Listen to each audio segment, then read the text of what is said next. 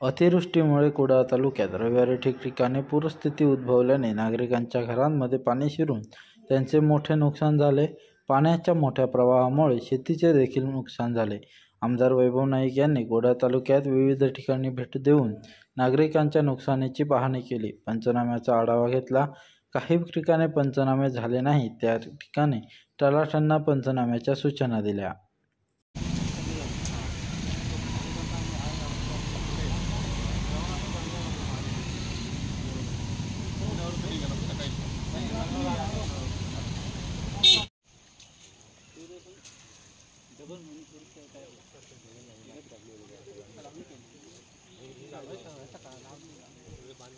सब तडे सबन केला